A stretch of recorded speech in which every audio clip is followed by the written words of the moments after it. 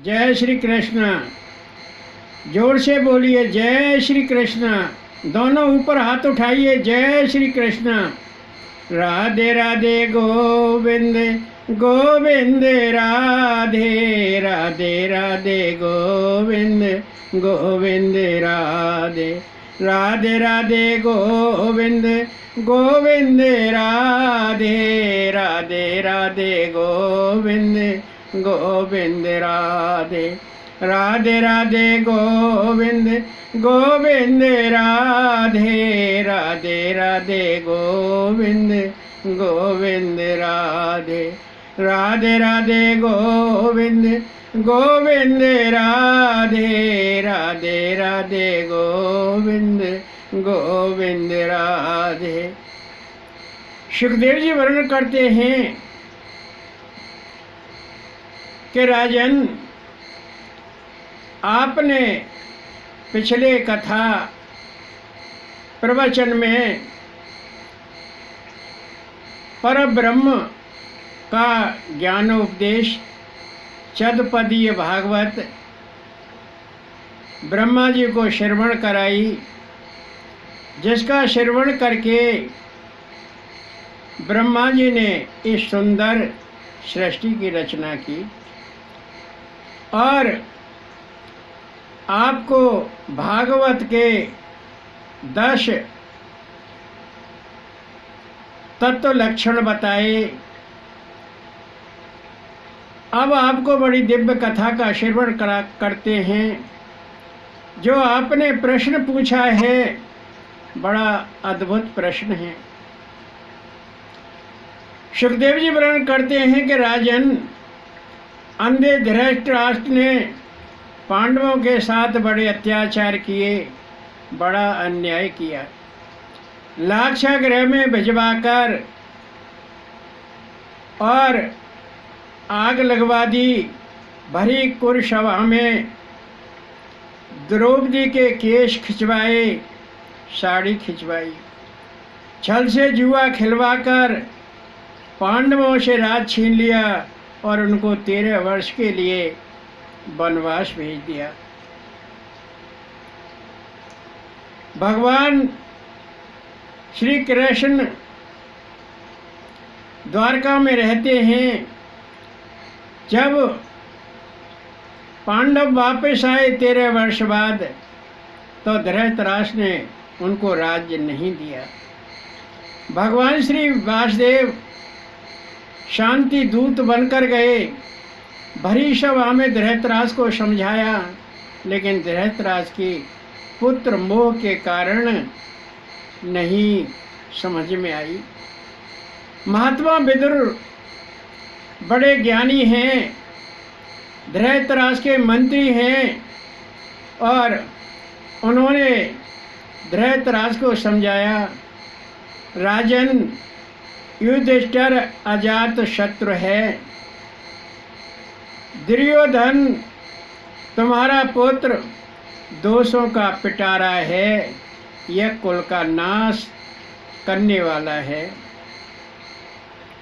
राजन, कुल की रक्षा के लिए एक गलत व्यक्ति को निकाल दो और धर्म की रक्षा के लिए एक गलत परिवार को निकाल दो और जिले की रक्षा के लिए एक गांव को निकाल दो और देश रक्षा के लिए एक गलत शहर को निकाल दो। राजन, यही राजा का कर्तव्य है और राजा प्रजा की भली भांति सेवा करे, उसका कल्याण के बारे में सोचे।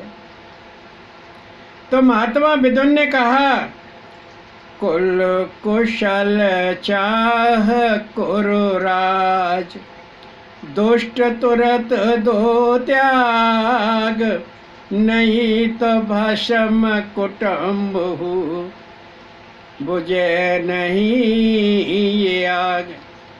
महात्मा विदुर ने कहा कि राजन, कुल की कुशलता चाहते हैं तो आप अपने पुत्र दुर्योधन को निकाल दो नहीं तो प्रेत शोध की आग बुझ नहीं पाएगी, सारे कुटुंब को भस्म कर देगी। सुखदेव जी वर्णन करते हैं कि राजन, महात्मा विदुर साधु स्वभाव हैं, संत स्वभाव में वो पांडवों का भी भला चाहते हैं और कौरवों का भी भला चाहते हैं। संत का यही स्वभाव होता है कि उनके सम स्वभाव से वह सबका भला चाहते हैं कि मेरे होते हुए कौरवों का भी नाश ना हो और पांडवों को भी अपना राज्य मिल जाए। लेकिन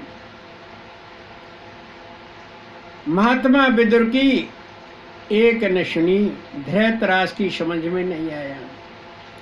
चांडाल चौकड़ी विदुर का अपमान करने लगी। चांडाल चौकड़ी में कौन है? दुर्योधन, दुशासन, कर्ण और शकुनी। दुर्योधन ने कहा कि इस दासी पुत्र को किसने बुलाया? यह टुकड़े हमारे खाता है और बात दुश्मनों की करता है। इसको तुरंत हस्तिनापुर से निकाल दो, इसका भेजा ठीक हो जाएगा। सुखदेव जी वर्णन करते हैं कि महात्मा विदुर तो ज्ञानी विज्ञानी हैं। उन्होंने अपना अपमान जानकर, अपने को तिरस्कृत जानकर अपना धनुष बाण राज द्वार पर रखा और हस्तिनापुर छोड़कर चल दिए। भगवान श्री वासुदेव को दुर्योधन ने कहा कि कृष्ण खाना खा लो। भगवान श्री कृष्ण ने कहा कि दुर्योधन, जहाँ मनुष्य का आदर भाव नहीं होता है, वहाँ खाना, वहाँ भोजन कौन कर सकता है? एक कुत्ते को भी सादर भोजन कराया जाता है। मैं तो मनुष्य हूँ, मेरे अंदर विवेक है, सब कुछ समझता हूँ। भगवान श्री कृष्ण हस्तिनापुर छोड़कर चले गए और विदुर जी के घर पहुँचे। विदुर जी की पत्नी शुल्बा उस समय स्नान कर रही थी। भगवान श्री कृष्ण ने आवाज लगाई कि माते दरवाजा खोलो, दरवाजा खोलो। वो नहा के जल्दी झटपट अपनी साड़ी उल्टी सीधी बांधती हुई आई, दरवाजा खोला। भगवान श्री कृष्ण कहने लगे कि माते मुझे भूख लग रही है, मुझे भोजन कराओ। माता को भोजन कराने में देर हो जाती। केले रखे हुए थे। विदुर रानी ने भगवान श्री कृष्ण को सादर बिठाया और कहा कि मेरे प्रभु, आप पहले केले खा लीजिए, फिर मैं भोजन करती हूँ। वो इतनी भगवान में ध्यानमग्न हो गई कि भगवान के सुंदर रूप को निहारती जा रही और केले छीलती जा रही, भगवान को खिलाती जा रही। तो किस तरह से खिला रही थी? भजन गुनगुना लेते हैं। विदुर रानी खिलावे केला, मेरा श्याम बड़ा अलवेला। विदुर रानी खिलावे केला, मेरा खाए श्याम अलवेला। विदुर रानी खिलावे केला, मेरा खाए श्याम अलवेला। विदुरानी खिलावे खेला, रुच रुच खाए शाम अलवेला। केला गेर छिलका खिलावे, विदुर रानी रूप रस पावे। केला गेर छिलका खिलावे, विदुर रानी रूप रस पावे। श्याम खावे बैठे पटेला, विदुर रानी खिलावे केला। मेरा खाए श्याम अलवेला, विदुर रानी खिलावे केला। विदुर रानी भगवान के रूप रस को निहारती जा रही है, केले छील छील कर नीचे गिराती जा रही है और छिलके भगवान श्री कृष्ण को खिलाती जा रही है। विदुर रानी को ध्यान ही नहीं है कि मैं छिलके खिला रही हूँ या केले। भगवान श्री कृष्ण कहने लगे कि माते ऐसे स्वादिष्ट कभी न खाए, माखन छपन भोग ल जाए। ऐसे स्वादिष्ट कभी न खाए, माखन छपन भोग ल जाए। कोनो लाया चेती केला, विदुर रानी खिलावे केला। मेरा खाए श्याम अलवेला, विदुर रानी खिलावे केला। भगवान श्री कृष्ण कहने लगे कि माते ऐसे केले तो मैंने कभी नहीं खाए, बड़े स्वादिष्ट हैं। इसने तो मैया मुझे 56 भोग खिलाती थी, उनको भी लजा दिया। इन चित्ती वाले केले को कौन लाया था मैया? आए विदुर बड़े शर्माए, आँखिन आँखिन नारे बताए। आए विदुर बड़े शर्माए, आँखिन आँखिन नारे बताए। मेरा खाए श्याम ये केला। विदुर जी कहने लगे मेरा श्याम ये केले खा रहा है। विदुर रानी छिलके खिला रही है, मेरा श्याम खा रहा है। बड़े दुखी हुए। मेरा खाए श्याम ये केला, विदुर रानी खिलावे केला। मेरा खाए श्याम अलवेला, विदुर रानी खिलावे केला। सुखदेव जी वर्णन करते हैं कि राजन विदुर जी धनुष बाण रखकर और हस्तिनापुर से निकल गए। तीर्थों में विचरण करते रहते, घूमते घामते प्रभास क्षेत्र में पहुंचे। वहाँ समाचार मिला कि कौरवों का नाश हो गया है और युधिष्ठिर राजा बन गया।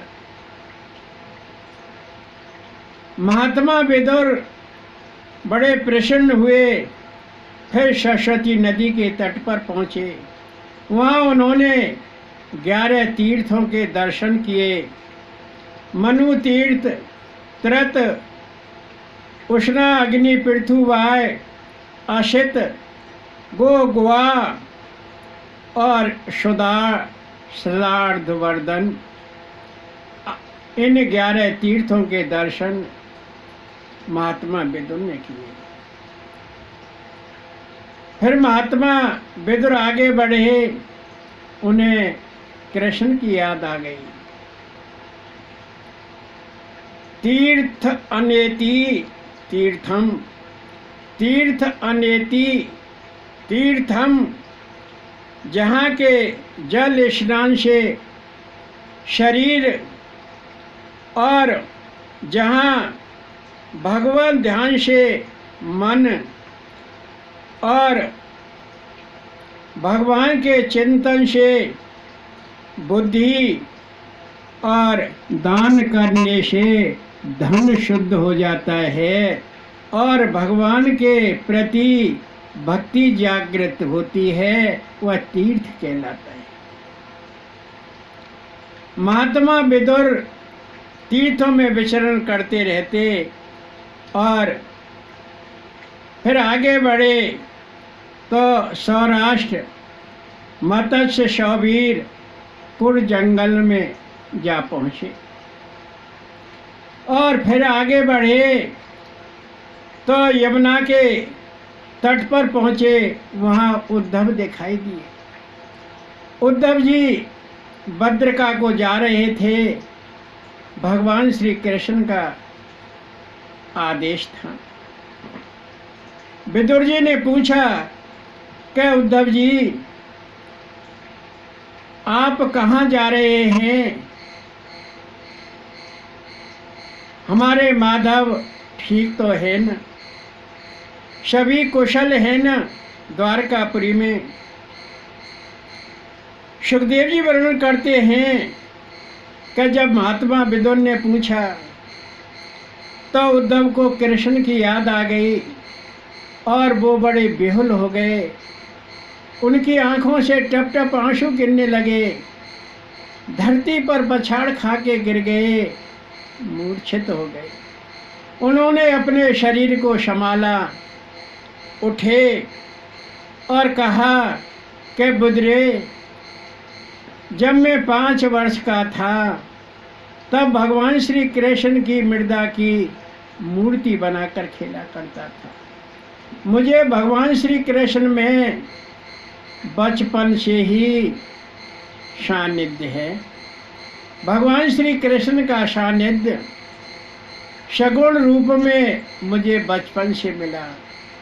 आज मैं वृद्ध हो गया हूँ। उद्धव जी ने कहा कि कृष्ण रूपी मारतंड अब छिप गया है, सब कुछ श्रीहीन हो गया है।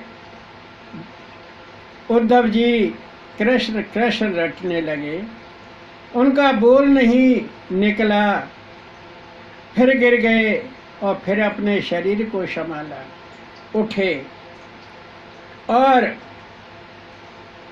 कहा कि भगवान श्री कृष्ण को पांडव निरा कृष्ण मानते थे, जबकि भगवान श्री कृष्ण बड़े निराले निराले खेल खेलते थे, दिव्य भोगों का भोग उन्हें कराते थे। पांडवों को रण में विजय दिलवाई यह कृष्ण की ही देन थी, लेकिन पांडव तो उनको ममेरा भाई समझते थे। भगवान श्री कृष्ण जब 11 वर्ष के थे, अवंतीपुरी में विद्या अध्ययन करने के लिए गए। 64 दिन में 64 कला और 14 विद्याओं को कंठस्थ सीख लिया। जब दक्षिणा देने का समय आया तो सांदीपन गुरु ने और गुरुवानी ने कहा कि हमारा पुत्र एक प्रवाह क्षेत्र में समुद्र में डूब गया था, उसको वापस ला दो, हमारी वही दक्षिणा होगी। भगवान श्री वासुदेव प्रवास क्षेत्र में गए और समुद्र से उनके मृत पुत्र को, जिसका नाम पुनर्दत्त था, जीवित करके अपने गुरु को सौंपा। कंस का वध किया भगवान श्री कृष्ण ने कौशलपुर का राजा एक नगंज था, उसके 7 बड़े खूंखार बैल थे। उसने ये प्रण कर लिया था कि जो मेरे इन 7 बैलों को नाथ देगा उसके साथ अपनी पुत्री नागंजती का विवाह कर दूंगा। भगवान श्री कृष्ण ने उन 7 बैलों को एक बाण से ही नाथ दिया और नागंजती का विवाह भगवान श्री कृष्ण के संग हुआ। विदुर किसको कहते हैं? विद धातु से बना है। विद का अर्थ है ज्ञानी। और उद्धव कैसे किसको कहते हैं? उत्कृष्टम ज्ञानम वा, अर्थ हुआ कि ज्ञानी। उद्धव भी बड़े ज्ञानी हैं और भगवान के भक्त महात्मा विदुर भी बड़े ज्ञानी विज्ञानी हैं।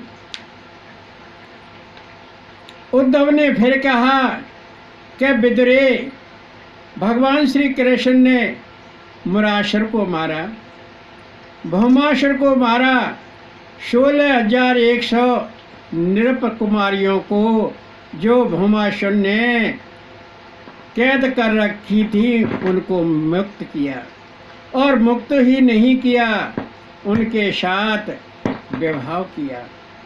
जिनका कोई नहीं होता है उनको भगवान श्री कृष्ण ने अपनाया।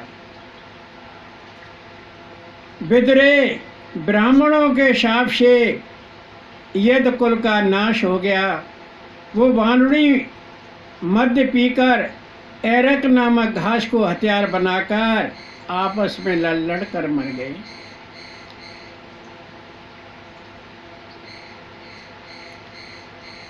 महात्मा विदुर ने पूछा कि उद्धव, तुम कहाँ जा रहे हो? कि मैं भद्रका जा रहा हूँ और प्रवाह क्षेत्र में भालका तीर्थ में ब्रह्म नदी, कपिला नदी, हिरण्य नदी के त्रिवेणी संगर पर भगवान श्री कृष्ण एक पीपल के वृक्ष के नीचे बैठे हुए थे। मैत्रेय जी और मैं भी उनके पास बैठा हुआ था।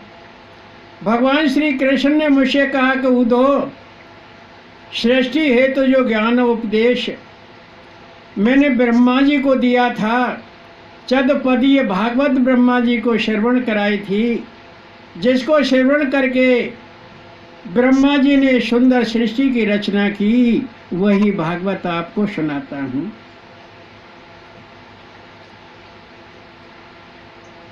भगवान श्री कृष्ण ने कहा कि उद्धव, पूर्व जन्म में तुम वसु थे, मेरे अनन्य भक्त थे, यह तुम्हारा अंतिम जन्म है। तुम भद्रका चले जाओ और मेरे यशोगान का वर्णन मेरे भक्तों को कराना। अब आपका पुनर्जन्म नहीं होगा। उद्धव ने कहा कि विदुरे, भगवान श्री कृष्ण नहीं रहे, मुझे यही पीड़ा है। मैं भद्रका जा रहा हूँ। भगवान श्री कृष्ण ने मुझे आदेश दिया है।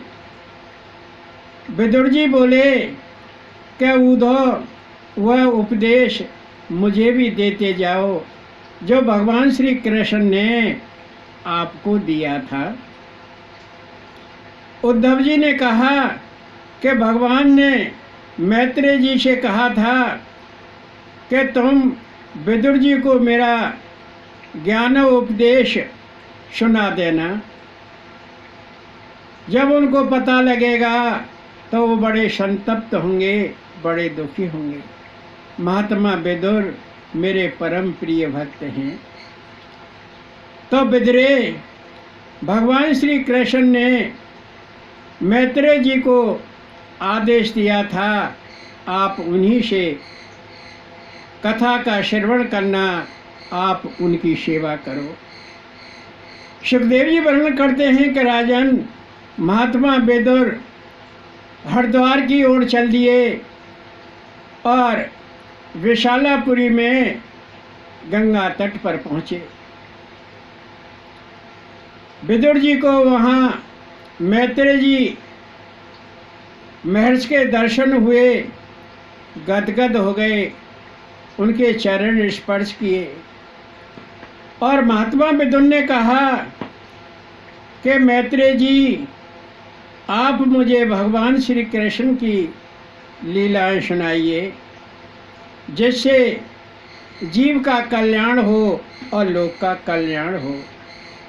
मैत्रेय जी ने कहा कि विदुरे, तुम पहले प्रजा के दंड हेतु यमराज थे, दंड अधिकारी थे, न्यायकारी थे, यमराज थे। मांडव ऋषि के शाप से तुम 100 वर्ष शूद्र योनि में रहे, तुमको शूद्र योनि प्राप्त हुई।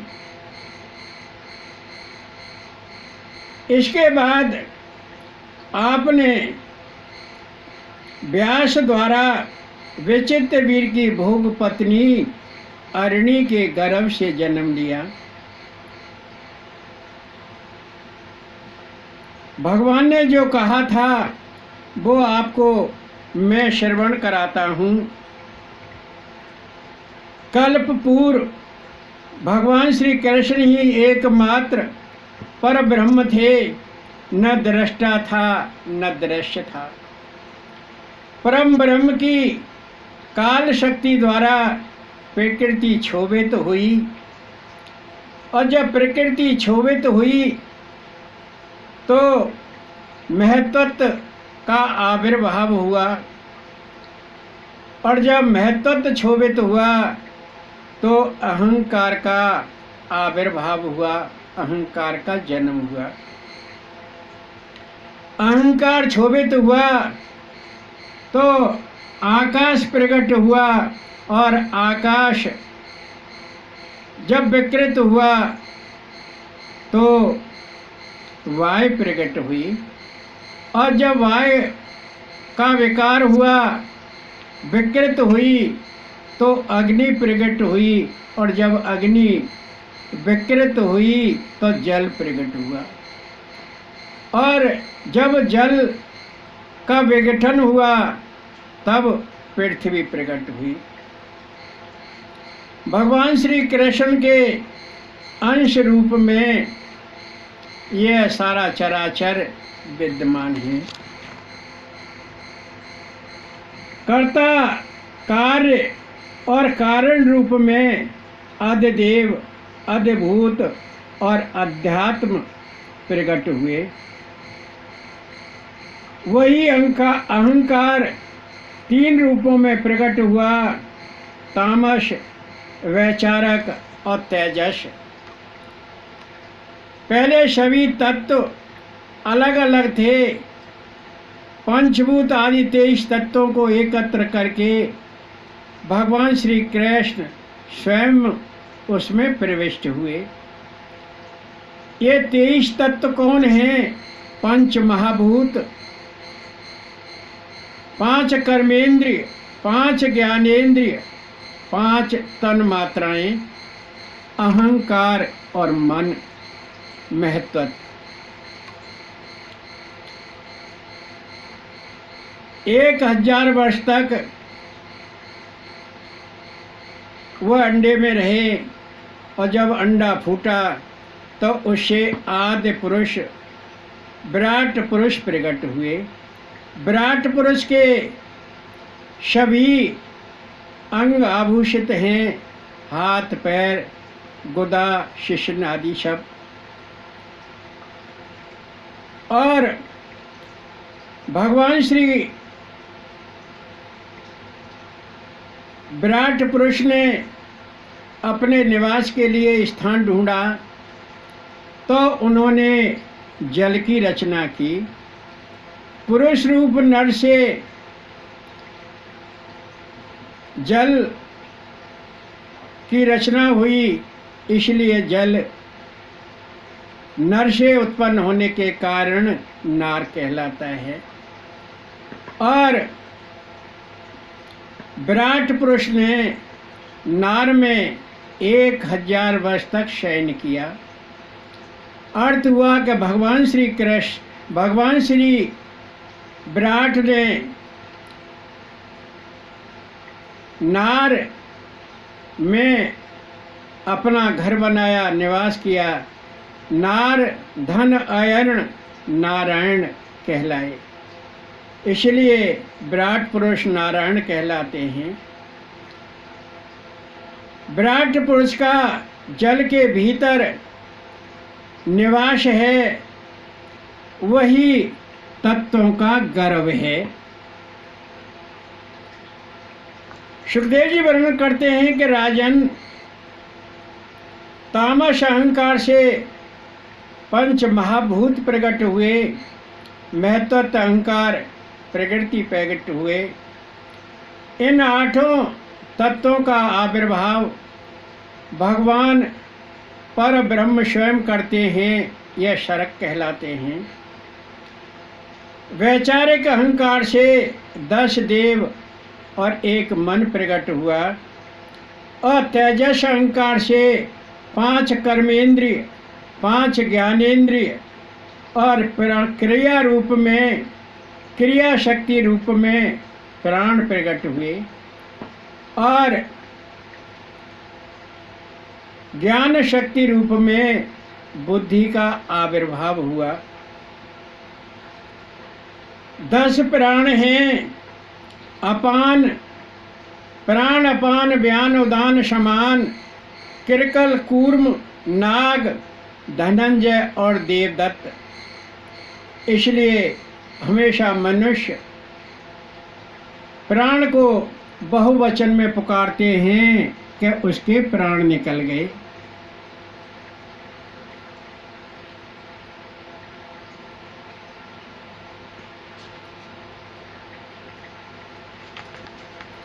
सुखदेव जी वर्णन करते हैं कि राजन,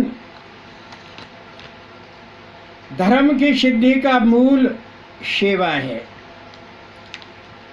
यदि सिद्धि प्राप्त करनी है तो सेवा अपरिहार्य है।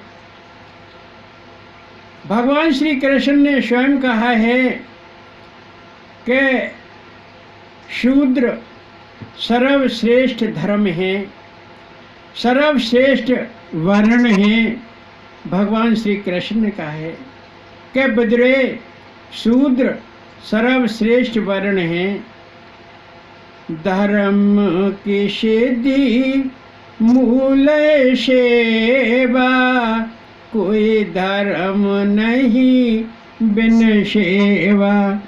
सर्वधर्म मूल भूत सेवा, शूद्र सर्वश्रेष्ठ वर्ण देवा। ये भगवान श्री कृष्ण ने कहा है। मैत्रेय जी कहते हैं कि विदुरे, ब्राह्मण धर्म पठन पाठन मोक्ष हेतु कर्म करता है। क्षत्रिय धर्म धर्म रक्षा, संत रक्षा और पृथ्वी की रक्षा तथा दुष्टों का विनाश करता है। वैश्य धर्म कृषि व्यापार आदि कर्म करता है, और शूद्र धर्म उक्त ऊपर वाले तीनों धर्मों की सेवा करता है। शूद्र धर्म ही धर्म का सेतु है, और अन्य 3 धर्म अर्थात ब्राह्मण क्षत्रिय वैश्य तीनों पुरुषार्थमय धर्म हैं। पुरुषार्थ का अर्थ होता है उद्देश्य सेवा। पुरुषार्थ के अंदर उद्देश्य लक्ष्य निहित होता है, और तीनों वर्ण उसी उद्देश्य के लिए, लक्ष्य के लिए सेवा करते हैं। केवल और केवल शूद्र ही धर्म में होता है। शूद्र धर्म ही निष्काम धर्म है, वही सेवा धर्म है। चौथा धर्म ही सेवा धर्म है। अन्य धर्म तो पुरुषार्थमय धर्म है। भगवान श्री कृष्ण कहते हैं कि मुझे शूद्र धर्म ही वही सच्चा धर्म है, मुझे सबसे प्रिय है। भगवान श्री कृष्ण ने अपनी माया की रचना की और माया की शक्ति रूप से इस सृष्टि की रचना हुई। भगवान की माया अपरंपार है, जिसको कोई नहीं जान सका। मन वाणी उस माया को नहीं जान पाते हैं। मैत्रेय जी ने कहा कि विदुरे 4 प्रकार के जीव हैं, स्वेदज, अंडज, जरायुज और उद्भिज। जो पसीना से उत्पन्न होते हैं वे स्वेदज कहलाते हैं, जो अंडा से जीव पैदा होते हैं वो अंडज कह जाते हैं। वो जो जरा या खेड़ी से पैदा होते हैं वो जरायुज कहलाते हैं, और जो पृथ्वी से पैदा होते हैं वो उद्भव जीव कहलाते हैं। सुखदेव जी वर्णन करते हैं कि राजन, भगवान श्री कृष्ण के 3 रूप ब्रह्मा, विष्णु और रुद्र हैं। तीनों ही गुणावतार हैं और निष्काम हैं।